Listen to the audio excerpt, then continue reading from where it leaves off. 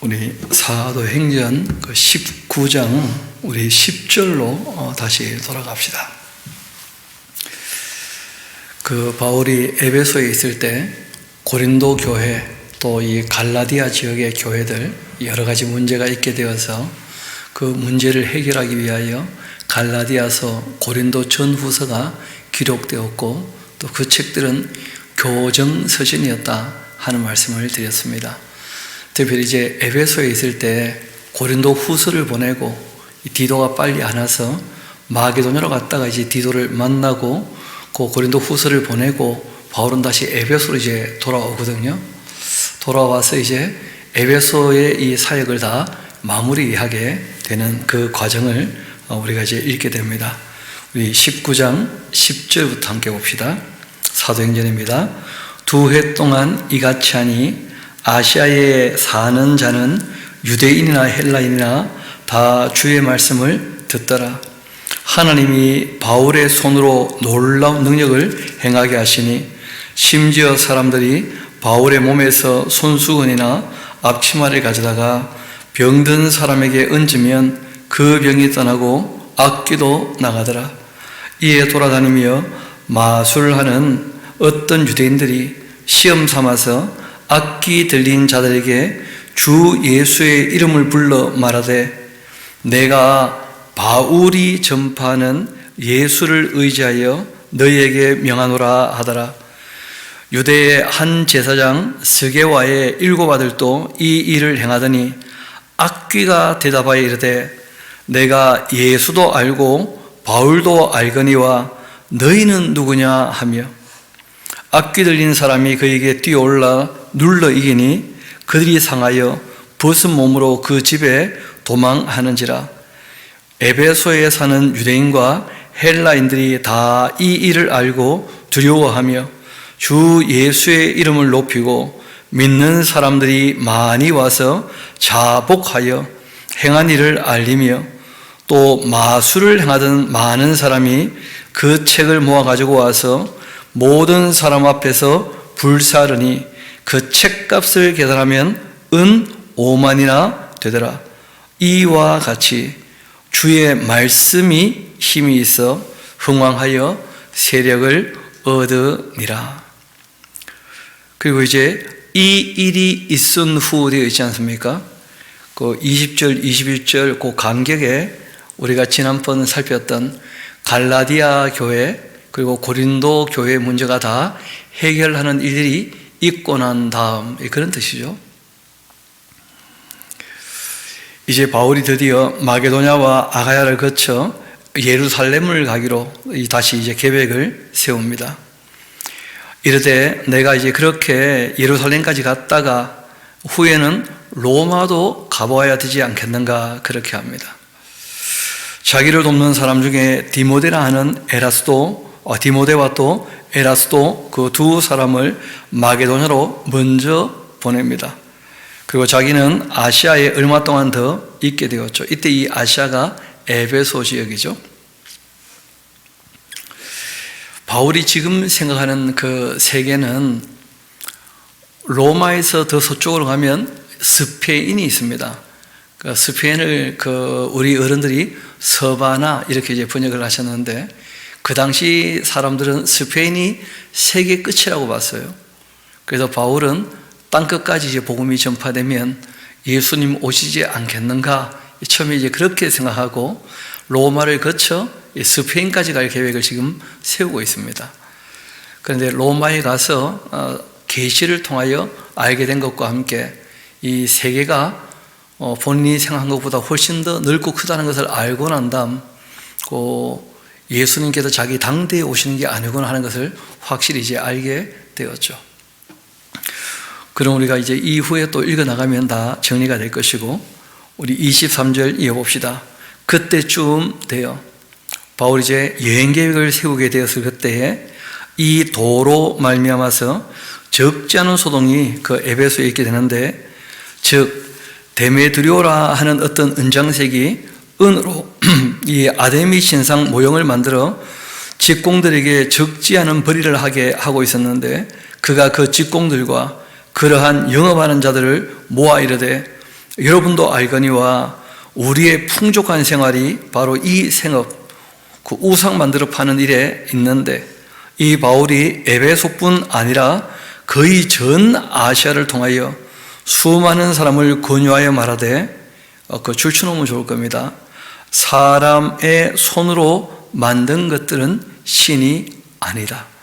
아주 단순한 얘기지만 아주 힘이 있는 구호죠, 그렇죠? 왜냐하면 그 우상을 만들어 파는 사람들이 자기들이 만든 걸 뻔히 아는데, 사가는 사람은 거기에 무슨 신령한 힘이 있다고 생각하고 이제 돈 주고 사가는 거 아니겠어요? 그러니까 기념품이 아니라 많은 돈을 주고 사거든요. 그래서 아주 풍족하게 살았었는데 그 일종의 남을 속이는 거죠, 그렇죠? 그런데 바울이 사람의 손으로 만든 것이 신일 수 있겠냐? 천지 만물을 창조한 신을 섬겨야지. 이렇게 얘기했더니 그 우상을 사가는 사람들이 현저하게 줄어들게 된 거예요. 이 바울이 많은 사람을 권유하여 이르되 사람의 손으로 만든 것들은 신이 아니라 하니 이는 그들도 보고 들은 것이다. 우리의 이 영업이 천하여질 위험이 있을 뿐 아니라 큰 여신 아데미의 신전도 무시당하게 되고 온 아시아와 천하가 위하는 그의 위엄도 떨어질까 하노라 하고 이제 얘기를 합니다. 이 사실이 밝혀지면 그러면 거짓은 무너져야 되는데, 거짓이 무너지면 자기 돈벌이 안 될까 봐 사실을 밝히면 안 된다, 이런 식으로 하는 것이죠. 그들이 이 말을 듣고는 분노가 가득하여 외쳐 이르되 크다 에베소 사람의 아데미여 하니 온 시내가 요란하여 바울과 같이 다니는 마게도냐 사람 가이오와 아리스타고를 붙들어서 일제히 영극장으로 달려 들어가는지라. 바울이 백성 가운데로 들어가고자 하나 제자들이 말리고 또 아시아 관리 중에 바울의 친구된 어떤 이들이 그에게 통지하여 영극장에 들어가지 말라 권하더라. 사람들이 외쳐 어떤 이는 이런 말로 또 어떤 이는 저런 말로 말을 하니 모인 무리가 분란하여 태반이나 어찌하여 또 모였는지 알지 못하고, 사람들이 모이니까 또 사람 구경하려고 모여들고 막 그렇게 한 거죠. 유대인들이 무리 가운데에서 알렉산더를 권하여 앞으로 밀어내니 그 알렉산더가 손짓하여 백성에게 변명하려 하는데 그들이 그가 유대인인 줄을 알고 다 한 소리로 외쳐 이르되 크다 에베소 사람의 아데미여 하기를 2시간 동안이나 그렇게 합니다. 서기장이 무리를 진정시키고 말하죠. 에베소 사람들아, 에베소시가 큰 아데미와 제우스에게 내려온 우상의 신전지기가 된 줄을 누가 알지 못하겠느냐? 이 일이 그렇지 않다 할 수 없으니 너희가 가만히 있어 무엇이든지 경솔이 아니하여야 하리라. 신전의 물건을 독취를 하지도 아니하였고 우리 여신을 비방하지도 아니한 이 사람들을 너희가 붙잡아 왔으니 만일 데메드리오와 그와 함께 있는 직공들이 누구에게 고발할 것이 있으면 재판날도 있고 총독들도 있으니 피차 고소할 것이요 만일 그 외에 무엇을 원하면 정식으로 민회에서 결정할지라. 오늘 아무 까닭도 없는 이 일에 우리가 소요 사건으로 책망받을 위험이 있고 우리는 이 불법 집회에 관하여 보고할 자료가 없다 하고 이에 그 모임을 흩어지게 하니라.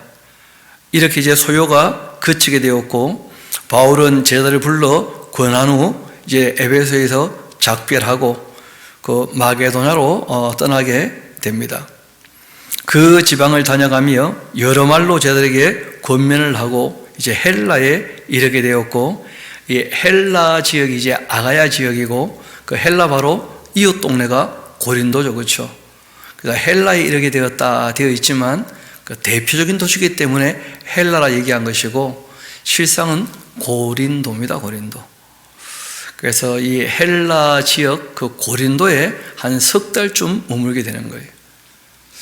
왜냐하면 바울의 그 전도 여행을 보면 그 헬라 지역에는 그 별로 철학 때문에 믿는 사람이 없어서 고린도에 갔고 고린도에서 이제 1년 6개월 머물면서 교회가 개척이 되었고 그리고 또 고린도 교회에 문제가 이렇게 저렇게 있어서 그 문제를 다 해결했고, 당연히 바울이 그 고린도 교회에 가서 정말 이 문제가 잘 해결되었는지 그걸 다 확인하고 이제 해야 될 입장이기 때문에 석 달 동안 거기 하는 말이 헬라에 이르게 되었고, 거기 하는 데가 고린도입니다. 고린도. 거기 한 석 달 있게 되었다 되어 있는데, 거기다가 책을 한 권 좀 적으셔야 됩니다. 로마서 이렇게 좀 적으시면 됩니다. 로마서. 그래서 여기서 이제 바울이 그 로마서를 기록해서 로마에 보냅니다. 왜냐하면 지금 이쪽 지역 다 거쳐가지고 연보를 다 모아서 예루살렘에 이제 전달해 주고, 그리고 이제 본인은 그 기회를 얻어 로마에 갈 계획이 있거든요. 그래서 로마에 가기 전에 먼저 로마에다가 꼭 하고 싶은 얘기를 보내고 싶은 거예요. 그 하고 싶은 얘기가 뭐였냐 하면, 고린도 교회도 문제가 있었지 않습니까? 다른 복음, 다른 예수, 다른 영. 그래서 다른 복음이 아닌 진짜 우리가 전하고 있는 그 복음의 내용이 무엇인지를 간략하게 딱 정리를 해가지고 이 내용을 이제 그 로마에 보내는 거예요. 그뿐 아니라 이 고린도 지역에서도 다른 복음이 아닌 진짜 복음이 무엇인지를 당연히 교육하고 가르쳤겠죠. 3개월 동안 있으면서. 그래서 그 내용이 그 자그마한 논문처럼 정리가 된 것입니다. 그래서 우리가 로마서는 로마에 뭐 교회가 문제가 있어 보낸 편지도 아니고, 바울이 로마에 갔던 적도 없고, 로마에 제일 처음 복음이 무엇인지를 알리기 위하여 보낸 편지입니다. 그래서 이 로마서를 우리가 교리서신이라고 그래요. 교리서신. 바울의 13편의 편지 중에 그 교리를 담아서 우리의 신앙의 가장 기본적인 내용들을 담아서 쓴 편지가 3개가 있거든요. 이 로마서하고 골로새서하고 그 에베소서입니다. 이 로마서가 바로 다른 복음이 아닌, 다른 것은 종류가 너무 많으니까 진짜가 무엇인지를 딱 정리할 필요가 있지 않습니까? 그래서 기독교가 믿는 진짜 복음의 내용은 바로 이런 것이다 하고 딱 정리한 것이 로마서예요. 또 다른 예수, 다른 건 또 종류가 너무 많을 수 있으니까 기독교인들이 믿는 예수님은 어떤 분인가, 이게 정리가 된 것이 골로새서입니다. 그리고 딴 영이 아닌 성령님께서 운영하시는 교회는 어떤 모습이어야 하는가, 이걸 딱 정리한 것이 에베소서라는 책입니다. 그래서 어떻게 보면 고린도에서 문제가 있었기 때문에 그런 주제를 가지고 이제 바울이 정리를 하고 있는 것이죠. 복음에 대해서는 빨리 정리가 끝났습니다. 바울이 늘 전하고 있었던 것이기 때문에 그러하죠. 그리고 우리가 그 석 달 동안 있다가 하는데 로마서를 기록했다면 이제 로마서 같이 가보도록 합시다. 로마서 우리 같이 가봅시다.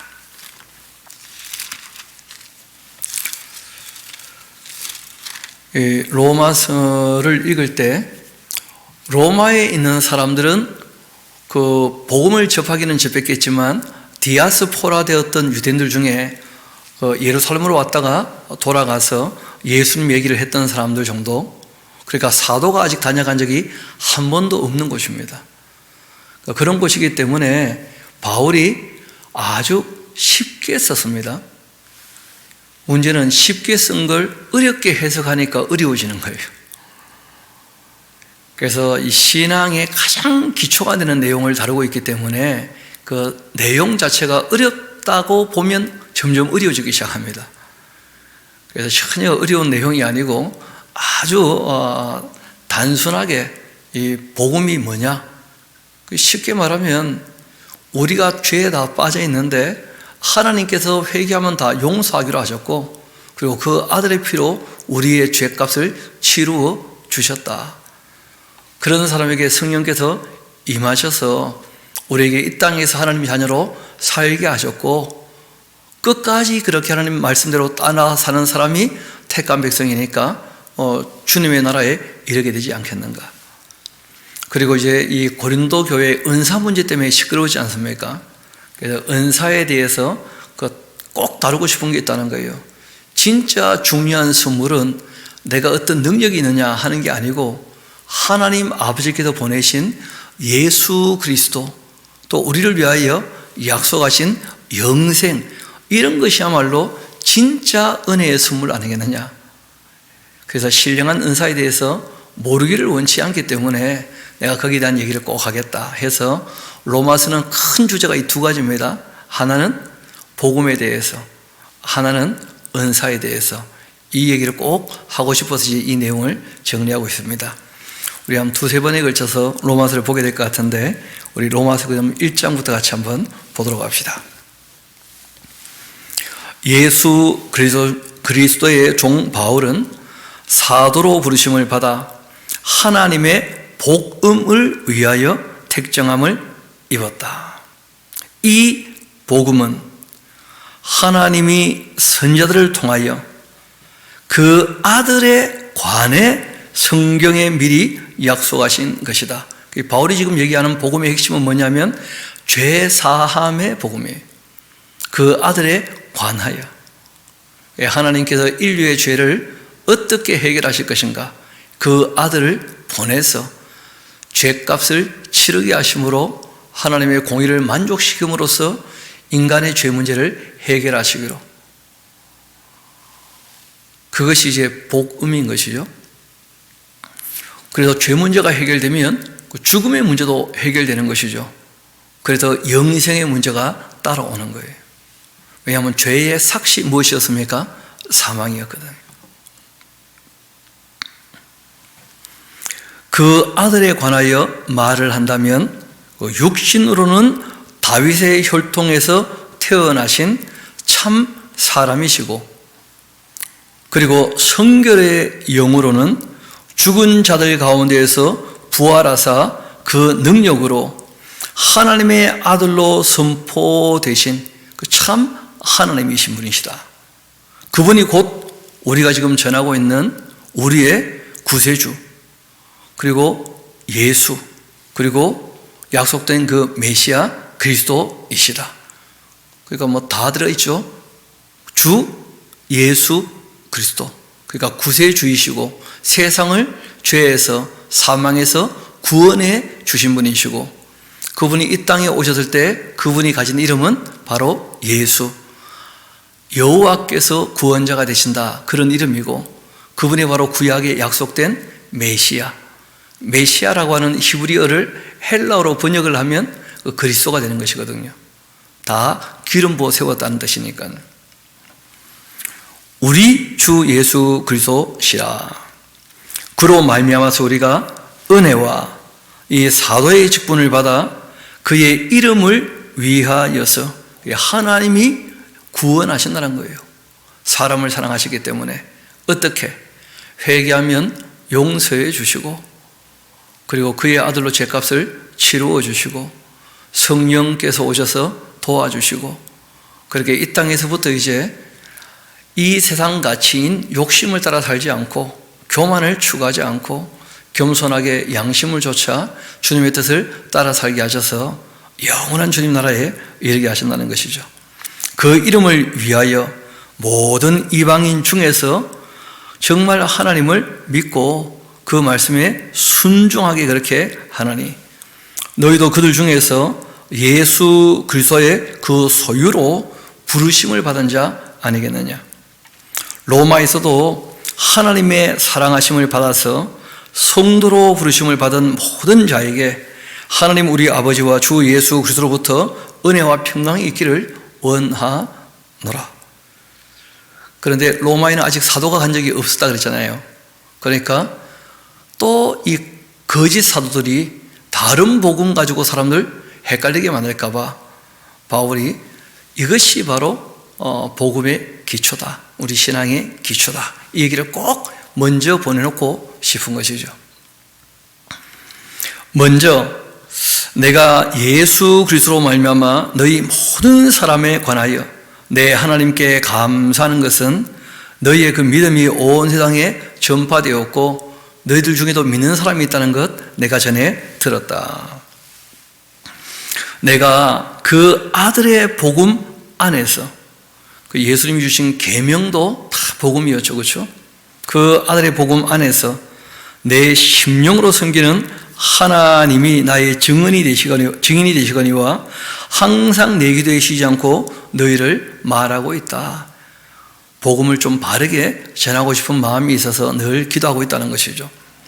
어떻게 하든지 이제 하나님의 그 뜻 안에서 너희에게로 나아갈 좋은 길 얻기를 구하노라.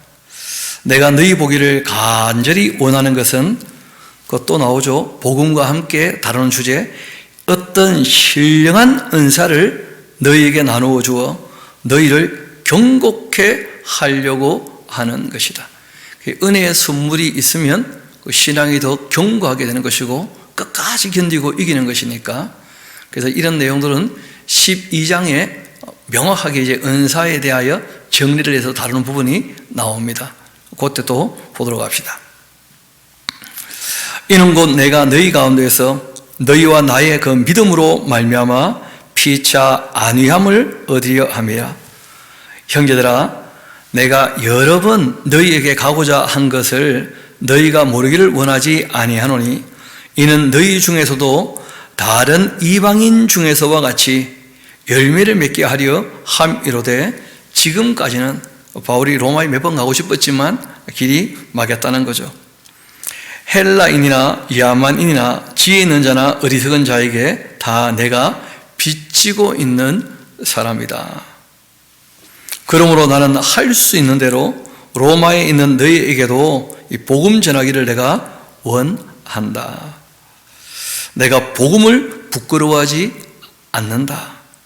왜 이런 말씀을 하시느냐 하면, 한때 이분이 복음을 부끄러워했다는 거예요. 자기가 죄를 지었으면 자기가 책임을 져야 하지, 내가 죄를 지었는데 하나님 쪽에서 책임을 지신다 그러니. 게다가 또 예수 그리스도의 그 십자가는 어떻게 생각했느냐 하면, 저주받았으니까 나무에 달린 자 아니냐, 그렇게 생각을 했던 것이거든요. 그래서 회개의 복음이나 십자가의 복음이나 바울이 처음에는 부끄럽게 여겼다는 거예요. 내가 잘나서, 내가 정말 율법을 철저히 지켰어, 내가 뛰어나서 내 힘으로 구원을 얻어내야지 하나님께 인정받고, 이런 생각이 있었던 것이거든요. 근데 구원의 근거는 사람에게 있는 게 아니지 않습니까? 그래서 내가 복음을 부끄러워한 적이 있었다는 것인데, 이제는 그 복음을 부끄러워하지 않는다는 거예요. 왜냐하면 이 복음은 모든 믿는 자에게 구원을 주시는 하나님의 능력이 되는 것이니까, 하나님이 용서하시고 하나님이 그 아들을 보내셔서 우리 죄값을 치르게 하시고, 하나님 아버지와 그 아들이 성령 보내셔서 우리를 도우시고, 그 하나님 아버지께서 우리에게 영원한 궁극적인 하나님 나라를 준비해서 선물로 주시고, 다 누가 주시는 거예요? 하나님께서. 그래서 복음이죠. 모든 믿는 자에게 구원을 주시는 하나님의 그 능력이 됩니다. 먼저는 유대인에게고 그리고 헬라인에게로다. 복음에는 하나님의 한 의가 나타나게 되었는데 믿음으로 믿음에 이르게 한다. 참 말이 쉽지 않죠. 믿음으로 믿음에 이르게 한다. 그러니까 복음에는 하나님의 한 의, 예수 그리스도로 말미암아서 우리 죄값을 치르셨다는데, 그 사실이 믿어지게 된다면 이제는 구약의 율법 정도가 아니고 예수님의 말씀을 믿고 따르게 된다는 거예요. 그러니까 앞에 믿음은 대상에 대한 신뢰에 대한 문제이고, 두 번째 믿음은 그 하신 말씀을 따라 사는 그 믿음을 얘기하는 것이죠. 믿음으로 믿음에 이르게 한다는 거예요. 하나님을 믿음으로써 그 말씀을 따라 사는, 그리고 정말 그 아버지의 온전하심처럼 너희도 온전하라 하는 데까지 자라가는 것이죠. 이르게 한다는 거예요. 기록된 바 오직 의인은 그 믿음으로 말미암아 살리라 함과 같다. 오직 믿음으로 의로워진다, 이렇게 한 게 아닙니다. 게다가 이 하박국의 원래 말씀도 아무리 이 바벨론이 악하다 할지라도, 그러나 정말 의로운 사람이라면 믿음으로 산다는 거예요. 하나님을 신뢰하기 때문에, 그 말씀을 믿기 때문에 따라 사는 것이죠. 그래서 오직 의인은 하고 되어 있는데 원래 그 오리지널 소스죠. 하박국 2장 4절에는 그러나 의인은 믿음으로 말미암아 산다. 그렇게 했지 않느냐. 이렇게 이제 인사말이 다 끝나고 이 책을 쓰게 되었던 이유와 목적 그리고 책의 내용이 무엇인지를 간략하게 언급을 한 다음에 18절부터는 이제 원래 하고자 하는 주제로 들어가는 거예요. 하나님의 은혜가 필요한 이유가 어디 있냐는 거예요. 모든 사람이 죄 아래에 있기 때문이다. 이걸 이제 이 바울이 밝히고 있습니다. 복음 이전에 왜 복음이 되는가? 우리 힘으로는 이 죄에서 벗어날 수 없기 때문이다. 그걸 하나님께서 하셨다. 이 얘기를 이제 하는 것인데 우리 1장 18절부터 한번 봅시다. 3장까지가 다 인간은 죄인이다 하는 것을 지금 이제 얘기하는 내용들입니다. 하나님의 진노가 불의로서 진리를 막는 사람들의 모든 경건하지 않음과 불의에 대하여 하늘로부터 나타나느니 이는 하나님을 알만한 것이 그들 속에 보임이라. 하나님께서 이를 그들에게 보이셨느니라. 창세로부터 그의 보이지 아니하는 것들 곧 그의 영원하신 능력과 신성이 그가 만드신 만물에 분명히 보여 알려졌는데 그러므로 그들이 핑계하지 못할 것이다. 하나님 없다 그런 말 함부로 못할 거라는 거예요. 하나님이 있다는 것을 알면서도 하나님을 영화롭게도 아니하며 감사하지도 아니하고 오히려 그 생각이 허망하여지며 미련한 마음이 어두워졌나니 스스로 지혜있다 하지만 어리석게 되어서 썩어지지 아니하는 그 하나님의 영광을 썩어져 버릴 사람이나 새나 짐승과 기어다니는 동물 모양의 우상으로 바꾸었느니라. 사람들의 어리석음이죠, 그렇죠? 우상을 만든 사람들의 그 어리석음들. 그러므로 우상을 만들어 섬길 쯤 되면 그냥 하나님도 방법이 없다는 거예요. 죄에서 벗어나고 싶어야 그 건져주는 것이지. 그래서 하나님의 유기에 대한 얘기가 나옵니다. 그러므로 하나님께서 그들을 마음의 정욕대로 들어오매 내버려두사 그들의 그 몸을 서로 욕되게 하게 하셨으니 이는 그들이 하나님의 그 진리를 거짓 것으로 바꾸어 피조물을 조물주보다도 더 경배하고 섬김이라. 그렇지만 우리 주님은 영원히 찬송받으실 분이시죠. 아멘 하고 이제 얘기합니다. 이 때문에 하나님께서 그들을 그 진리를 거짓 것으로 바꾸어 우상 숭배하는 그들을 그 부끄러운 욕심에 그냥 내버려 두셨다는 거예요. 유기죠, 유기. 곧 그들의 그 여자들도 순리대로 쓸 것을 바꾸어 영리 쓰고 또 그와 같이 남자들도 순리대로 여자 쓰기를 버리고 서로 향하여 음욕을 부릴 듯 하매 남자가 남자와 더불어 부끄러운 일도 행하고 그들의 그릇 때문에 상당한 보험 그들 자신이 다 받았다. 그 음행에 대한 문제인데 부부 관계를 넘어서는 것만 해도 문제인데 이 동성애라고 하는 것도 이 음행의 하나의 모습이거든요. 하나님께서 한 남자와 한 여자를 만드시고 그리고 경건한 가정을 꾸려가기를 원하셨거든요. 또한 그들이 마음에 하나님 두기를 싫어한다는 거예요.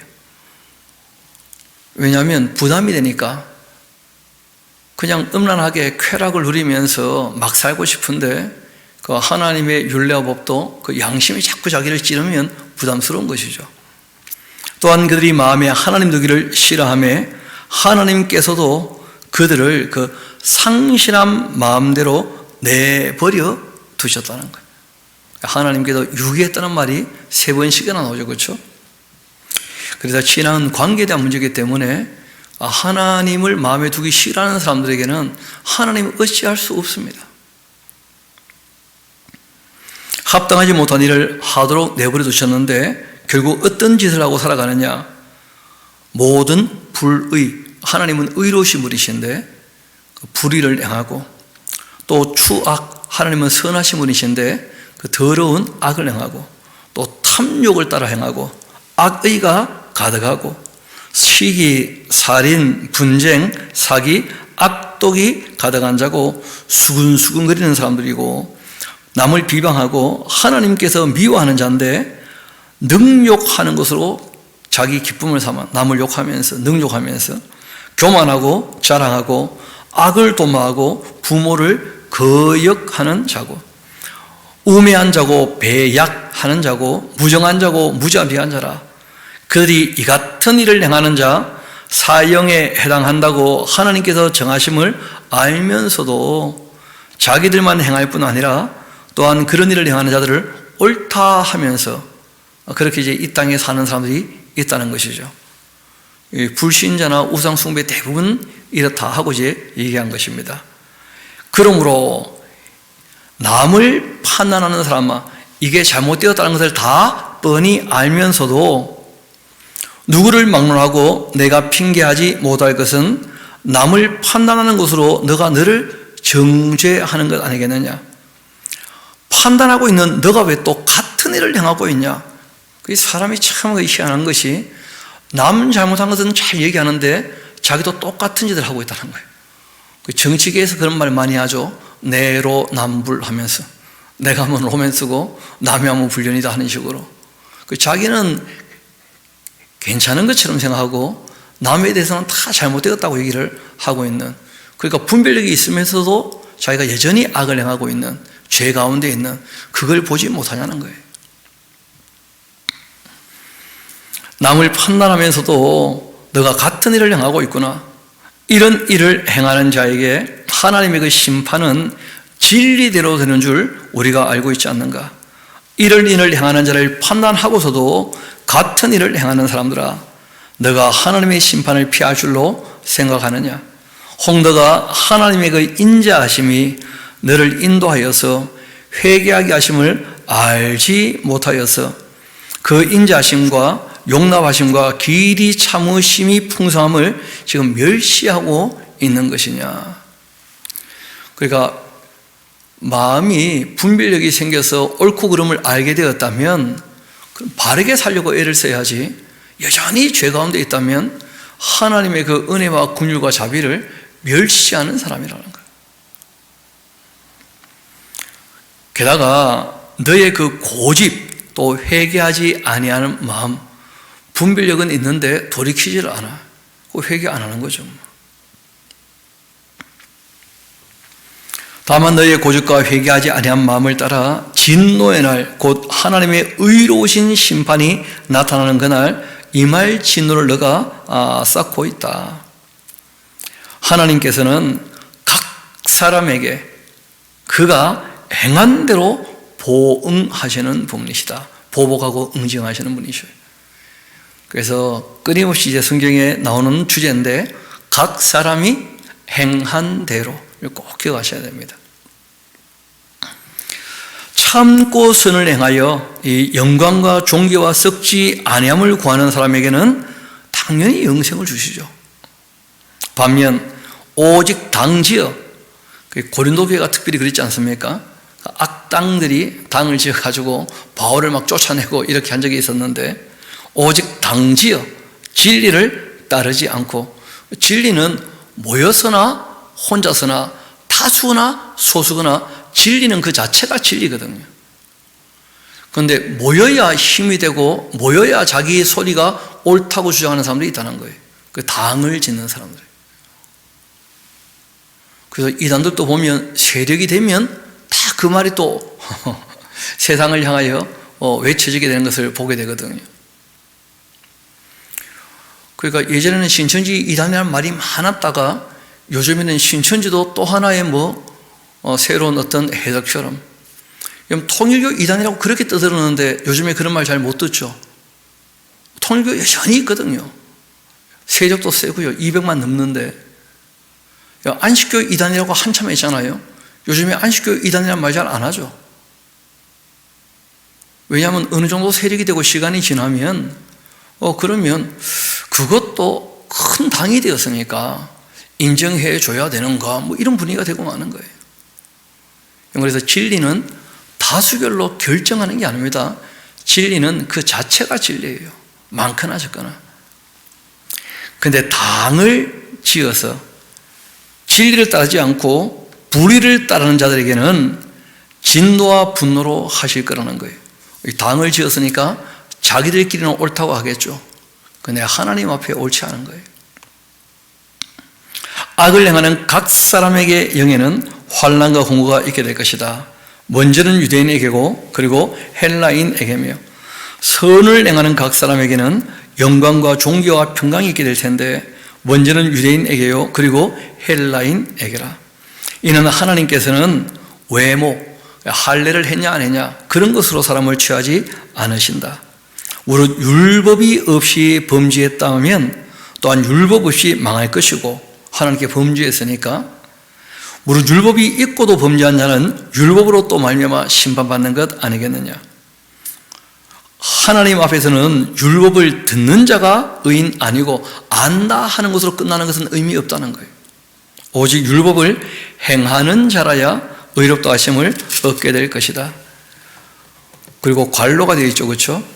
이방인에 대한 얘기도 해야 되니까, 율법이 없는 이방인이 본성으로 율법의 일을 행할 때에는 이 사람은 율법이 없어도 자기가 자기에게 율법이 되나니, 이 말이 무슨 말이냐면 이런 이들은 그 양심이 증거가 된다는 거예요. 그러니까 하나님께서 각 사람 마음에 진짜 다 새겨준 율법이 있었다는 거예요. 그게 뭐냐면 양심의 법이라는 거예요. 양심의 법.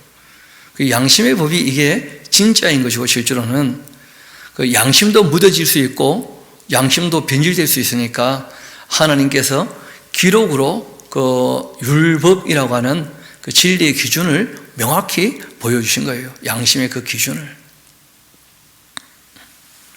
그래서 이방인들도 율법이라고 하는 문서가 없다 할지라도 그 양심이 그에게 율법이 된다는 거예요. 그 양심이 증거가 되어 그 생각들이 서로 혹은 고발하며 혹은 변명하여 그 마음에 새긴 율법의 행위를 나타내는 것 아니냐. 그래서 제가 참 재미있는 것이, 여러분 진화 사상을 받아들이면 선하다 악하다가 있습니까 없습니까? 진화할 때는. 진화의 산물이라면 인간이 선과 악은요 아무 의미가 없는 거예요. 강한 놈이 장땡이지 그냥. 그런데 진화론자들도 끊임없이 선과 악을 얘기해요. 왜 그럴까요? 양심이 있기 때문에. 그러니까 하나님을 부인하지 못하는 거죠. 옳고 그름은 하나님이 부여하신 기준이거든요. 그래서 누구나 그 마음에 그 기준에 대한 잣대가 다 있다는 거예요. 그거 없다 할 수 없잖아요.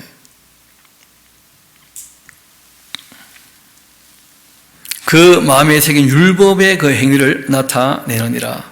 곧 나의 복음의 이름과 같이 하나님이 예수 그리스도로 말미암아서 사람들의 은밀한 것을 심판하시는 그날 되면 확인될 거다 하고 얘기한 것입니다. 그래서 바울이 전했던 복음은 구원의 복음과 함께 구원하시는 날 구원받지 못하는 사람들은 다 뭘 받게 되는 거예요? 심판받게 되는 것이죠. 그렇지 않습니까?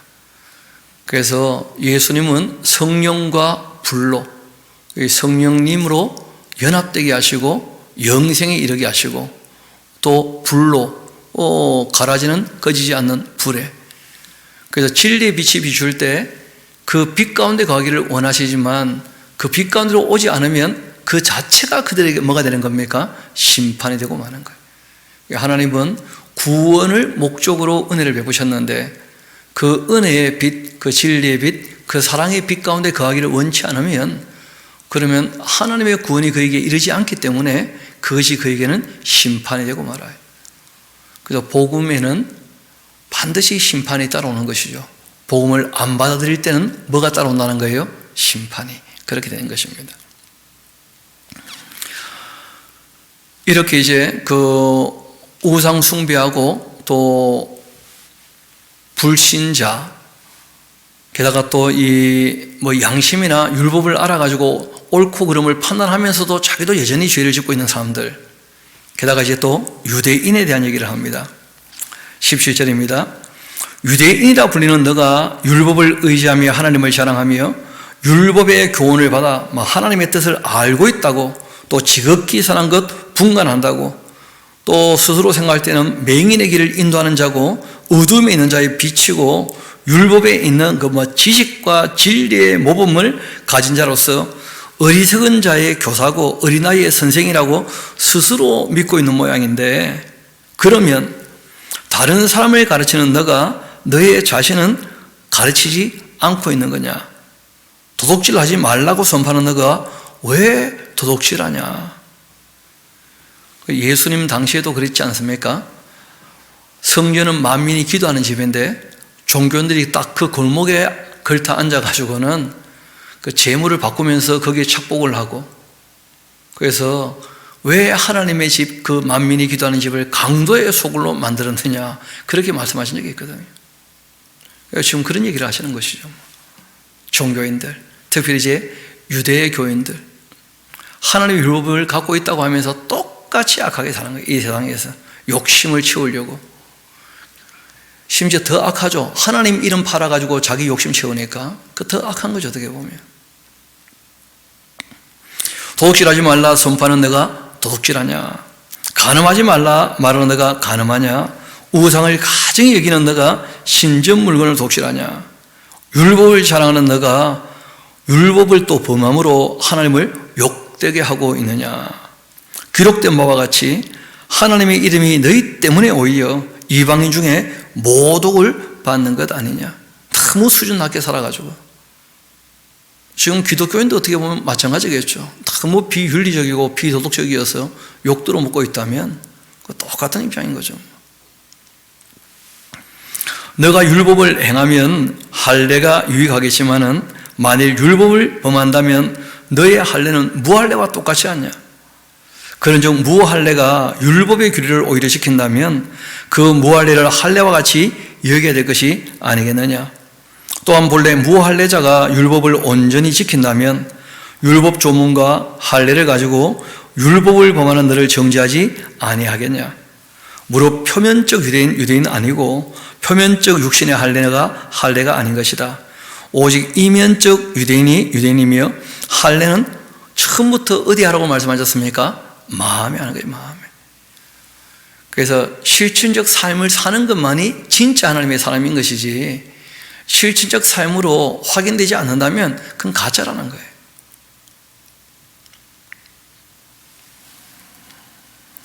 할례는 마음에 알지니 영에 있고, 그리고 율법 조문에 있지 아니한 것이다. 그 율법 조문을 아느냐 모르느냐 이런 게 아니고 정말 그 영의 활동으로 말미암은 양심을 따라 사느냐, 이걸 확인해 봐야 된다는 거예요.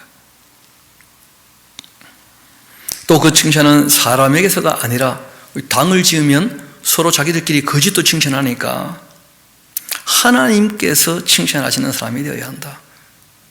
그래서 하나님께서 그 기준을 말씀하셨다는 거예요. 내가 무엇을 좋아하는지, 무엇을 싫어하는지. 그런즉 유대인의 나음이 무엇이냐? 할례의 유익이 무엇이냐? 없는 게 아니라는 거예요. 그 유대인의 그 역사가 헛된 역사가 아니거든요. 아브라함부터 예수님까지 2000년의 그 역사로 가장 중요한 게 뭐냐면 하나님 말씀이 기록되었다는 거예요. 범사에 많은데 우선은 그들이 하나님 말씀을 맡았습니다. 그래서 이 이스라엘 나라를 통하여 하나님께서 인류에게 말씀하신 거예요. 그래서 우리가 성경을 계시라 얘기하는 거예요. 하나님께서 자신을 보여주신 그 말씀이라는 거예요. 그래서 이스라엘 나라 역사는 계시의 역사이다, 언약의 역사이다, 이렇게 얘기하는 거예요. 신약도 마찬가지죠.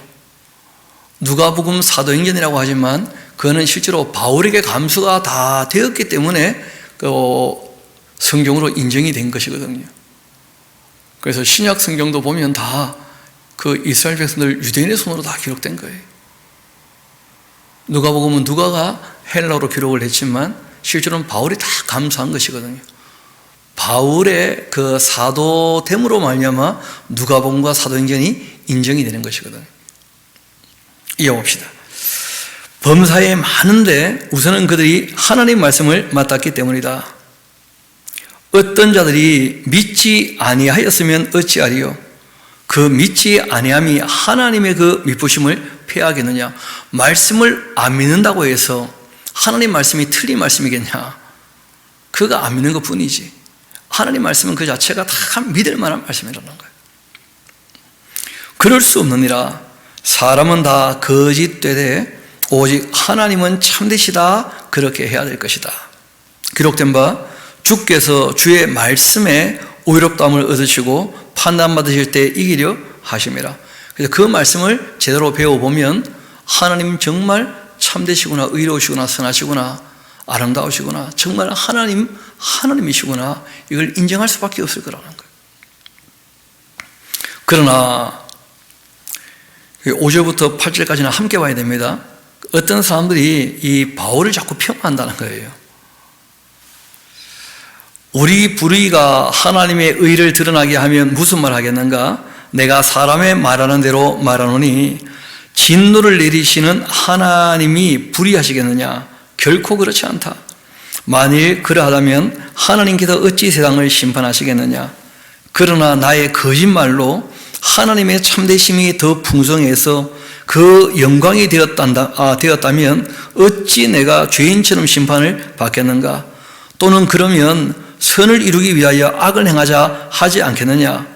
어떤 이들이 또 이렇게 비방을 내서 우리가 이런 말을 한다고 하는데 그들은 정죄받는 게 마땅할 거다 하고 얘기한 거예요. 말씀드렸죠. 그 신령한 은혜, 또 이 복음을 얘기하는 이유가 뭐냐면 죄에 빠져 있기 때문에 하나님께서 은혜를 베푸신 것이고, 회개하면 용서해 주시는 것이고, 용서받은 사람들에게 예수 그리스도의 피값으로 죄를 사해 주시는 것이고, 그들에게 성령께서 선물로 주어져서 하나님의 나라까지 인도해 주실 것인데, 바울이 그런 얘기하면서 우리가 다 죄인이니까 하나님의 은혜를 받아야 되지 않겠냐, 회개하자, 그래야지 그분이 용서하시고 은혜를 베푸신다 하고 얘기를 하면 반응이 뭐냐 하면, 은혜 받으려면 죄부터 지어야 되겠네 하면서 자기가 죄인인 걸 인정을 안 한다는 거예요, 사람들이.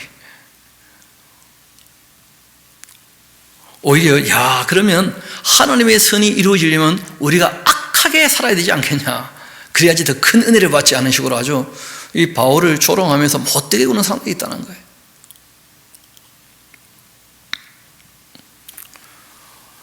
그렇지만 바울이 얘기합니다. 그러면 어떠하냐?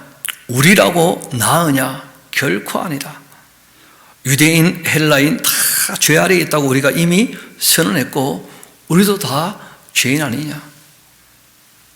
그래서 우리가 하나님께 우리 죄를 자복하고 회개했더니 용서해 주신 것이다. 그 얘기를 하고자 하는 것이거든요.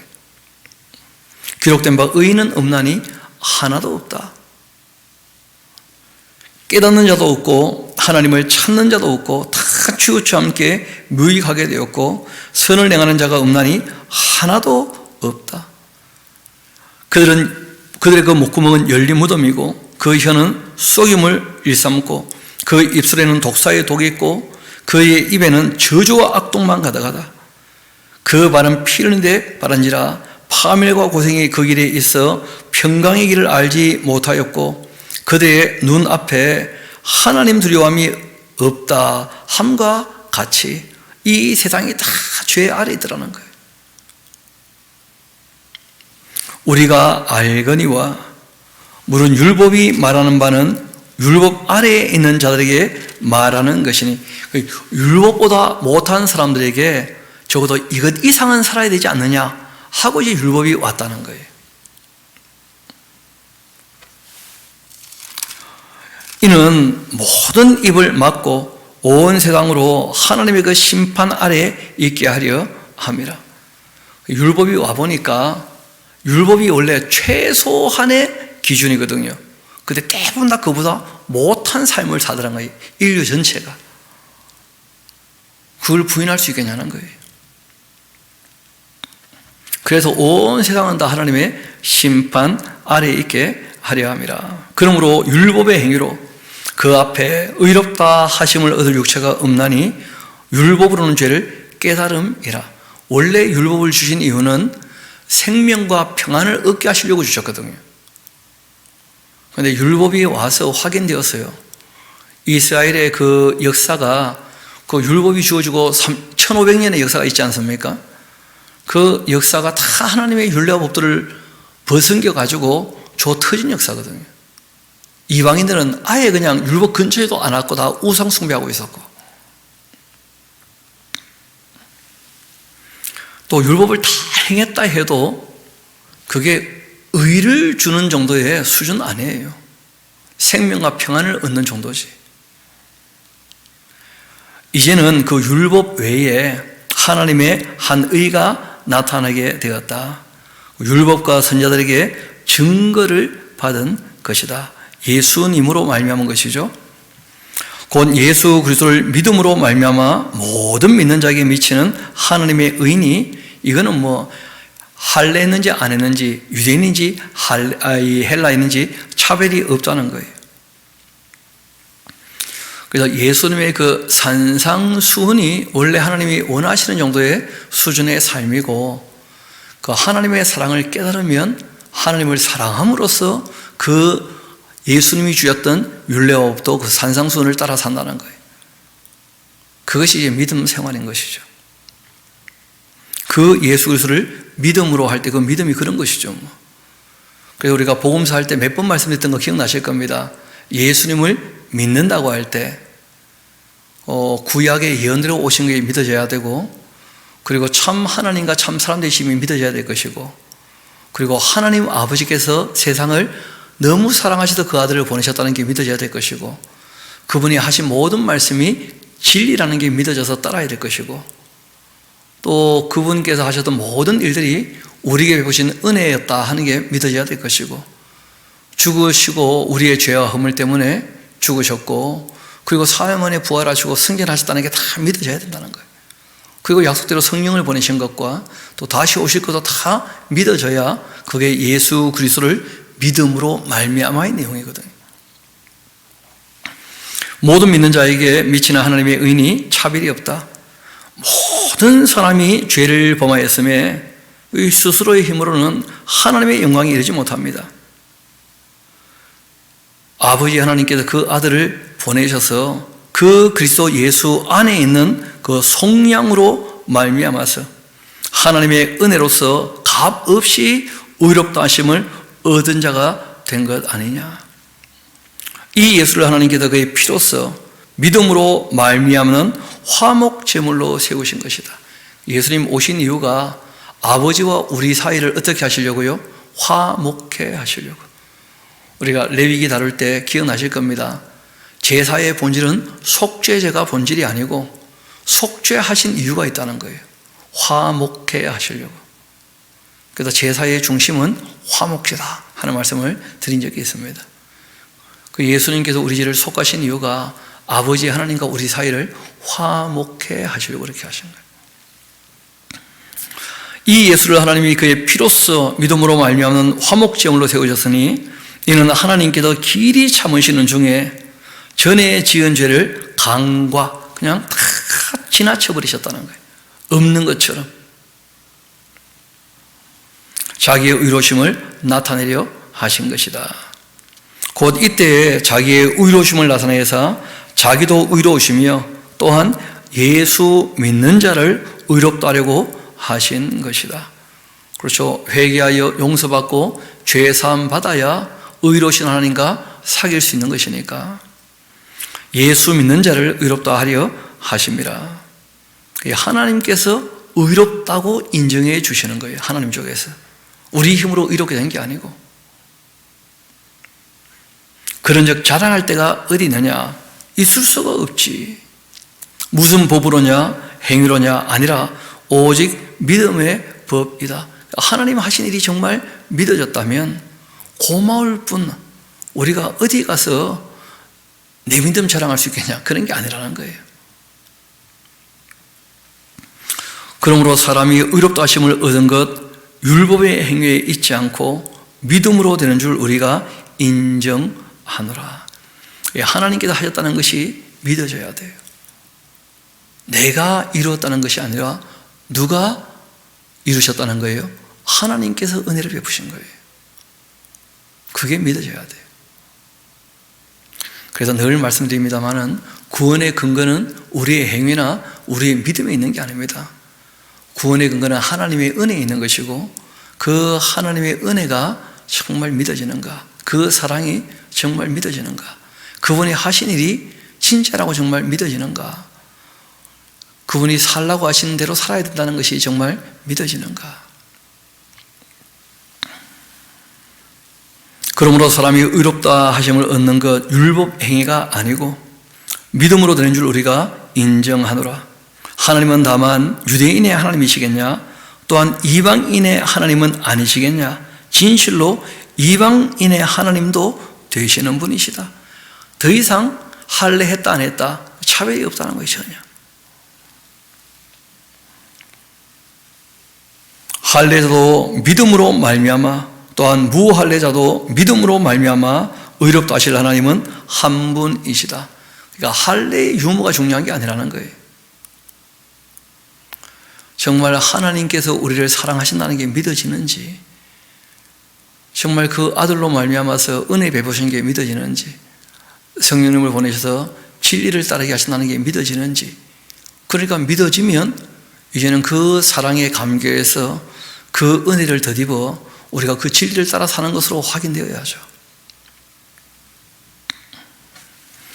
할례자도 믿음으로 말미암아, 또한 무할례자도 믿음으로 말미암아 의롭다 하실 하나님은 한 분이시다. 그런즉 우리가 믿음으로 말미암아 율법을 파괴하냐, 그럴 수 없다는 거예요. 나오지 않습니까? 정말 바르게 믿는다면 하나님의 그 율법도 당연히 굳게 세우죠. 그거보다 훨씬 수준 높게 살지, 그것보다 못하게 산다는 것은 있을 수 없다는 거예요. 그래서 어떤 분들이 은혜에 대해서 오해를 해가지고 은혜냐 율법이냐 이걸 마치 대결 구도로 갖다 놓고 우리가 말씀을 따라 살려고 애쓰는 것이 은혜 못 받는 사람인 것처럼 오해를 하고 있어요. 오히려 은혜를 받았다면 지 멋대로 살아야 되는 것처럼 생각을 해요. 그 말이 안 되는 말이죠. 말이.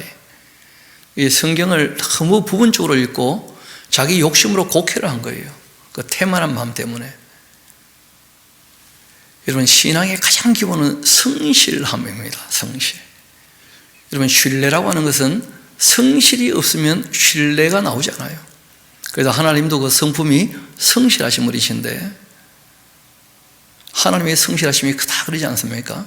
우리 신앙의 가장 기본도 성실함이어야 돼요. 원래 이 에모나 또 이 아만 또 이 헬라어로 피스티스라고 하는 이 말들은 다 성실함을 기반으로 해요. 성실. 정직하고 성실하고 거기에서 신뢰, 믿음이 있게 되는 것이거든요.